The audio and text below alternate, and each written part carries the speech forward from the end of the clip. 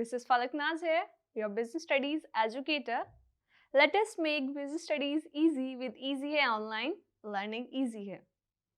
In our previous video, I have explained to you different significance and importance of principles of management. In today's video, we'll understand the 14 most important and interesting principles given by Henri Fayol. Henri Fayol was the scientist. He is also called father of business administration or management. He has given 14 principles which helped all the managers very well.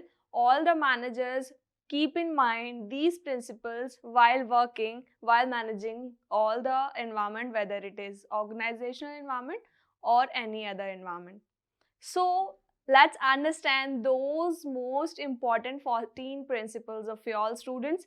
Before understanding the 14 principles of Fayol, let's understand who Fayol was. We need to understand who he was, what was his work. Let's understand who was Mr. Henri Fayol. Mr. Henri Fayol was the father, is also known as father of general administration. So whenever in your examiner may ask you that who is the father of general administration, so we'll answer father of general administration is Mr. Henri Fayol. Okay. So Mr. Henri Fayol was the French engineer and he has trained in industries. In 1980, he has joined the mining company in which he was working as an employee.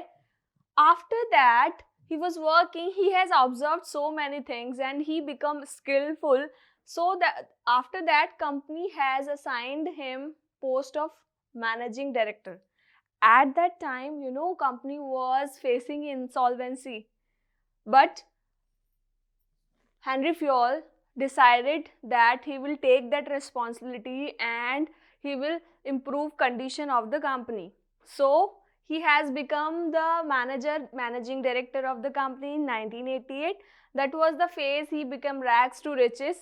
And while doing that, he has applied so many experiments and so many policies and project work, so that anyone in the organization can work properly. And organization was not insolvent anymore when he was working as a MD.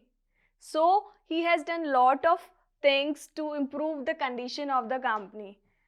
All these principles, whether it is principle of unity, principle of authority and responsibility, all these principles were experimented and designed by Mr. Henri Fayol. So we'll understand all these principles one by one.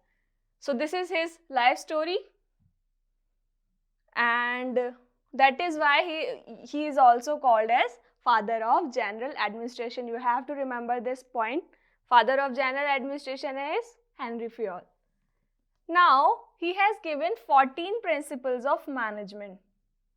These are very interesting and very important principles of management, students, because these principles act as a guidelines. These principles give direction and idea to the manager or any management in the company or any organization that they must go with this, so that there would be no hodgepodge, there would be better coordination and better working in the organization, whether it is at lower level, whether it is at top level. So these principles helps a lot. That is why we as a student study these principles. You are gonna study these principles in your bachelor's degree also, BBA, in your MBA also. If you're gonna pursue management degree, you're gonna read these principles everywhere. So let's understand these principles one by one. Division of work. First one is division of work. What this work means? Dividing work. Division of work means dividing the work.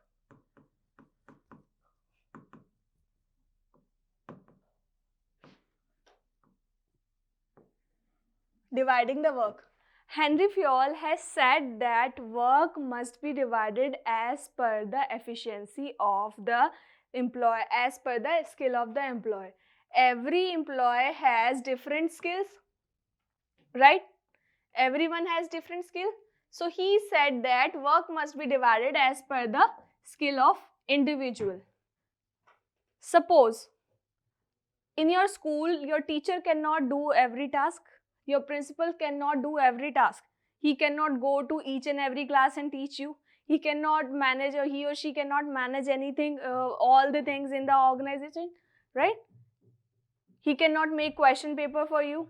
He cannot make the environment clean, your school clean. So we have different people in your school also. Na, we have different people for different work, because they are skilled in that work, because they have experience in that work. So this division of work says that work must be divided into small units. Small units instead of assigning whole work. Whole work means complete work to one person. Means each and every task must be assigned to person as per their skills. For example, as I have given you example, principal of school cannot do all the school work alone. Is it possible? It is not possible, students. He or she may do that, but it would not be effective. And when there is a large number of students, it will not gonna be possible at all. So what does principal do? It divided as per the skills of individual. It divides the task as per the individual skill, like teachers who will gonna teach. We have teachers for each and every subject. Maths teacher, English teacher, business studies teacher, accountancy teacher. Why we have divided teachers into so many categories? Any reason? The reason is we have divided their work as per their education and their skills. This is what division of work says, that accountant, receptionist, peon, coordinator, you have each and every person in your school. Na? You have all these people in your school. So it says that when we divide work into different small units, and we divide that part as per the efficiency and skill of the individual, we're gonna get great results. You can take another example. I'm your teacher, and now there will be Christmas celebration. So we have to design a bulletin board of our class. So I will give the decoration part and board decoration part to the student who is good at arts, who has good and excellent drawing. I will give the content creation part to the person, and writing part who has nice handwriting. Okay, now the third, I will give the pasting part to the person who knows the angle management and who knows how to align everything in a detailed way, who know what should be the color combination of each and everything. So at the end of the day, I would get better and best, in fact beautiful board done at the end. How it is possible? It has been possible because, why? Tell me. Because I have assigned the duties to the students as per their skills. That is why division of work says that is why all the managers assign tasks, give duties as per the individual skills, as per their experience. Clear? Understood? Let's move ahead. आगे बढ़े? Okay. Now, another one is authority and responsibility. What does these two terms means? Authority and responsibility. Authority means power to take decision. Okay, authority means power to take any decision. What does responsibility means then? Responsibility means obligation to do any task. Obligation.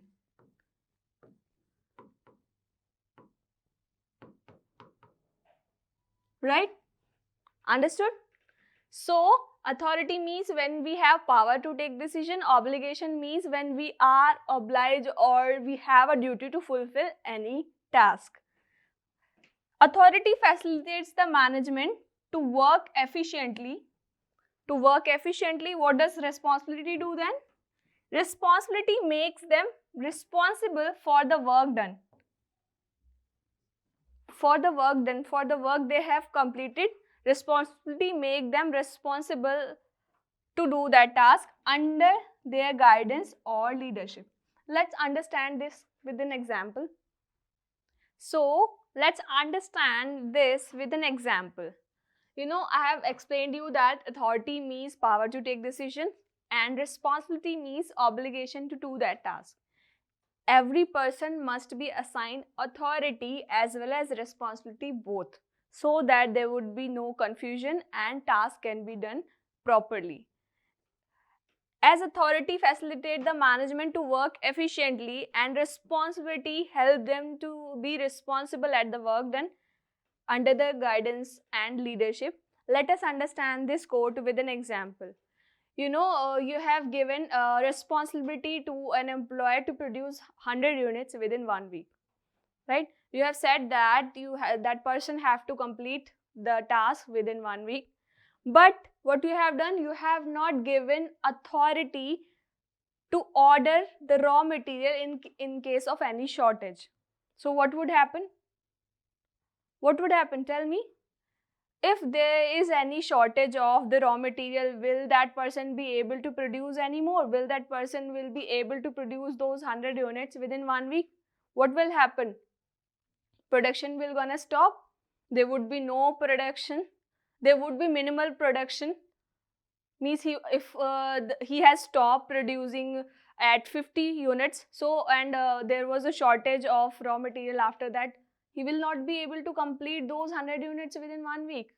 So by this example, we have understood that it is very important to give authority as well as responsibility, so that there would be no confusion, there would be no misuse of authority, and there would be no excess of obligation, right? So authority and responsibility goes along. Understood? This is the concept of authority and responsibility. You can see here in the example as well in the picture. That is power, that is responsibility. Okay, let's move ahead. Now, third principle of Fayol says that there must be discipline in the organization. What does discipline says that? Discipline says that each and every person or each and every employee must follow the rules and regulation given in the contract. Discipline means following the rules and regulation. It also says that all the top level managers must follow their promises. If they have promised to provide incentive after achieving any target, they must provide that incentive. They must provide that promotion. So this is what discipline is. Discipline refers to the general rules and regulations, students, for systematic working. It is important for systematic working. It is very important to be punctual. Every person in the organization should be punctual, whether it is an employee, whether it is a manager. So if they would be punctual, then only they will be able to complete the task, right? So it is very important for systematic working in an organization. As I have said, superior must meet their promise of increment, promotion. Increment means increase in the salary.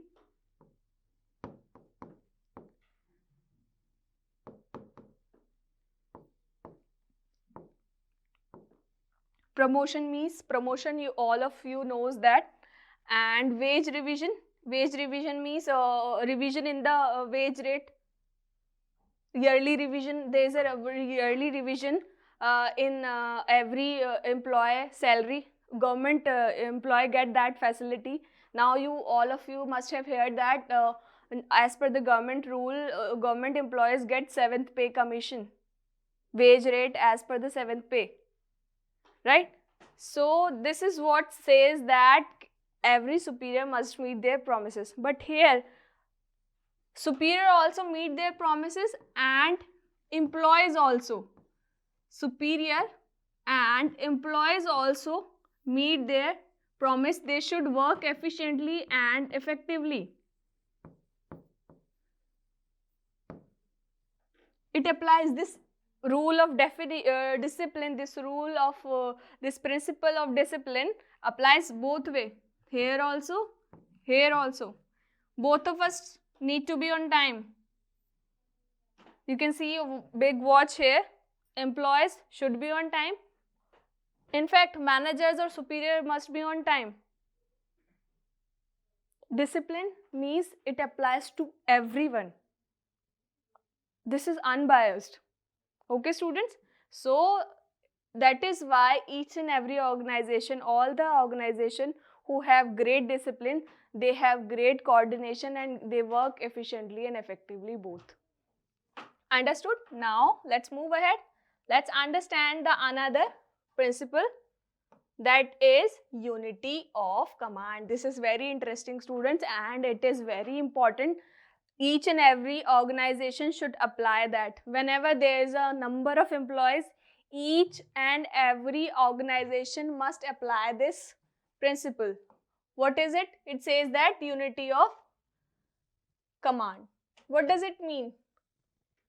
Unity of command says that each and every subordinate must get order from one superior only. You're getting me? Let's understand that. What is that?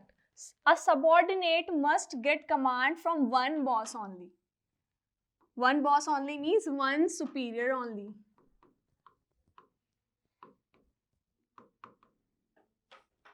Okay, if any employee has to follow more than one boss, more than one superior, what would happen? There would begin a conflict of interest. There would be so much confusion. Tasks will not gonna get complete on time. There would be authorities undermined. There would be no use of authority that time. Order, what would be the order of doing the task, that would be disturbed. Discipline is in jeopardy. There would be no discipline because there would be confusion between boss and the subordinate also. And stability, there would be no stability in the organization as well. Let's understand with the example, students. What it is, let's understand. Suppose there is a subordinate and this person, they are two superior.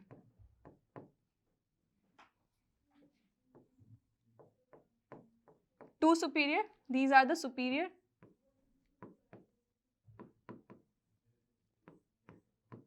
Okay, he is an employee. He or she कुछ भी हो सकता है. Okay. This is he is a sales manager. Okay, this person, and this person is finance manager. I am writing here in short, finance manager. He is an employee.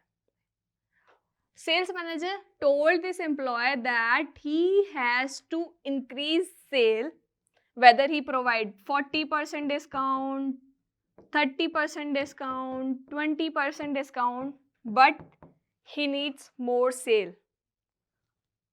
It was instruction and command from the sales manager. Now, finance manager, again, when finance manager came to know this part, he told this employee that he should increase the sale, but he cannot provide discount more than 10%, not more than 10%. Now, this person would be confused. What he has to do? Should he increase sale by providing more discount, or should he increase sales by providing only 10% discount and other marketing activities, other marketing approaches? Now what would happen? He would be confused what to do, what not to do. So if he apply this rule, then this person will, finance will gonna affect, right? And if he apply this rule, sales will gonna affect. So that is why principle of unity of command says that each and every individual in the organization must get command from one employee only. he must get command from the finance person only, because that person has told that he has to increase sale by only 10% by providing 10% discount only. By providing 10% discount only. On the other hand, he can use marketing strategies also to increase the sale.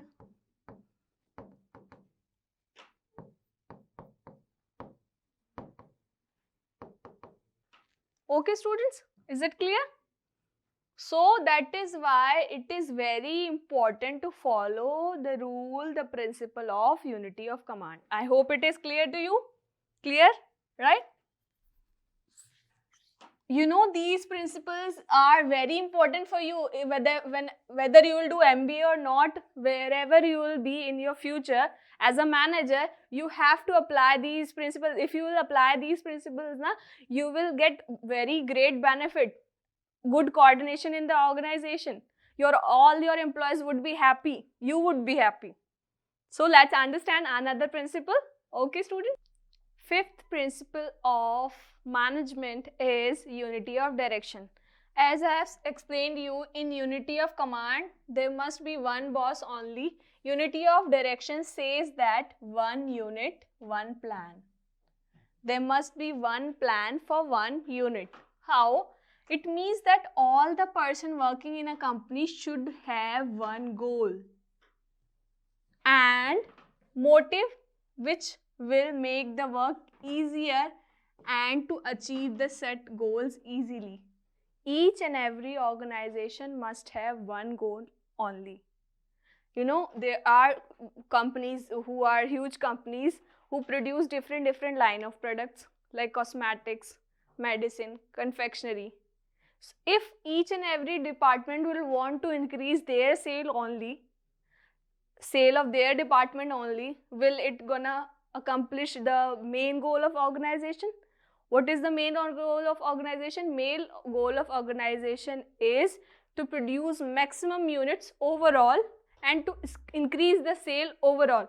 If each and every person will focus on their department only, will it gonna benefit organization or not? It will not gonna benefit organization, students. That is why it is very important for any organization that there should be one plan for each and every unit. Okay, so that they can achieve the overall target. Means each and every effort. You know, you can see with this example, with this picture, whether he is a cosmetic department, whether there is any medicine department,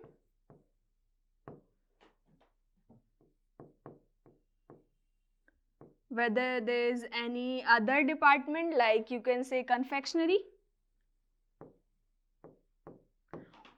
Each and every department must work towards the goal that this is organization.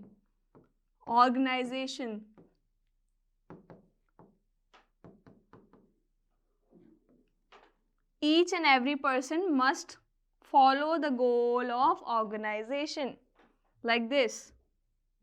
They all must go along with the goal aim of organization. That is why there should be unity of direction. Each and every department in any organization must fulfill the requirement. If company wants to increase sale through more discount, each and every department has to follow that. If any company want to work towards social responsibility, they want to do some work for the society and they want to provide any services to the society, each and every organization must fulfill that.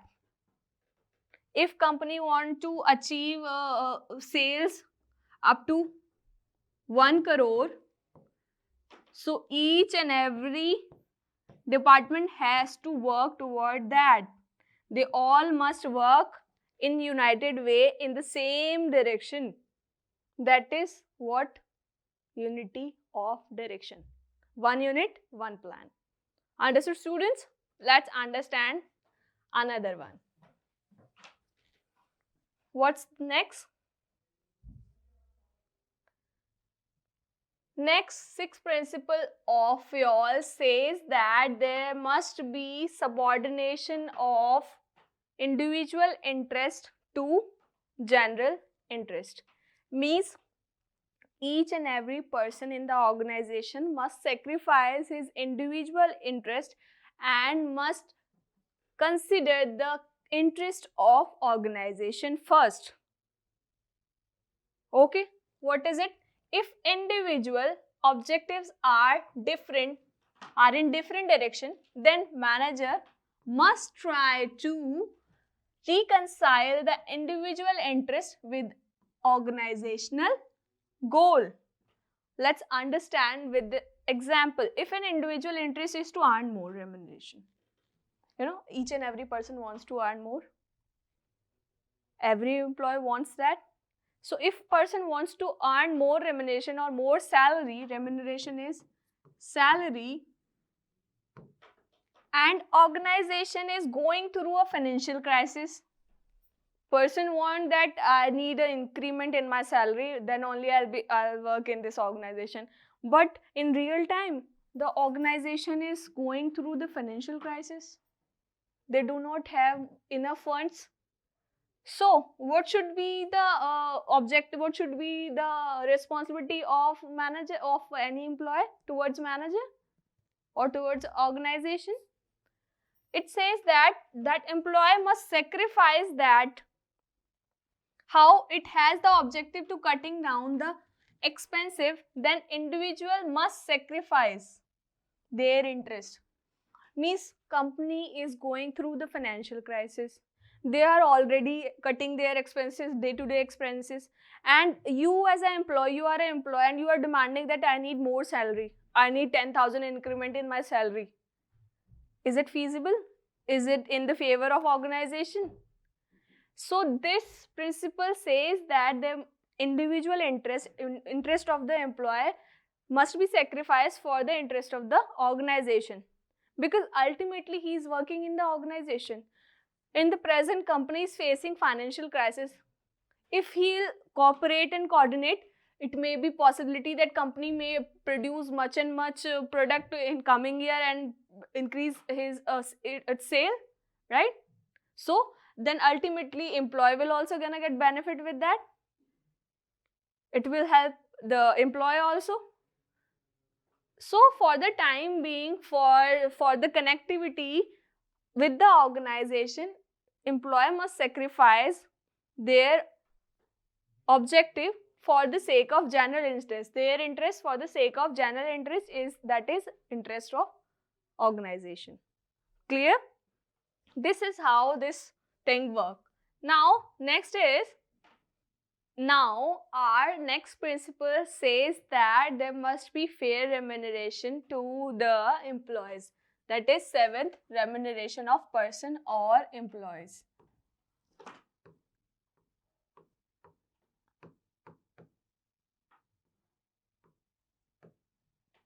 Remuneration of person. It says that employees in the organization must be paid fairly to give them maximum satisfaction. Means in the organization, each and every person should be given remuneration, means salary, as per their experience and skill. The salary must be efficient for their reasonable standard of living, so that they can have reasonable standard of living. Okay, and this principle also says that whenever company earns more profit, apart from distributing it to the shareholders, company must distribute some part of it to the employees of the company, so that they can get motivated and they will work toward increasing the sale of the company as well. They are also part of the organization. They have done a lot of hard work to achieve that target, to achieve those profits. So they also must be given some part of that in case of maximum profit earned by the organization. As I have said, individual interest to general interest. Individual interest of an employee must be sacrificed for the sake of general interest of company. In the same way, it is the responsibility of organization or company that company must provide fair wage and remuneration to the employees. Okay, it is very important, students, because it acts as a satisfaction. The salary does not only mean the salary for standard of living or for food and shelter. It also acts as a satisfaction and motivation for the employees who are working in the organization, right? Whenever you will become manager in future, you will realize that part. Whenever you will work anywhere, in any organization, in any company, you will realize that part. You will understand how much it is important for you to get that salary. So it is important for employees also, and it is important for the organization also, students. You know, if organization will distribute some part of the profit to the employees, what will happen? Employees will get motivated. They will do hard work to attain those profit, to produce more, to earn more. Okay, and ultimately it will gonna benefit both organization as well as employees. So those managers who have studied these principles of management, they know how things work.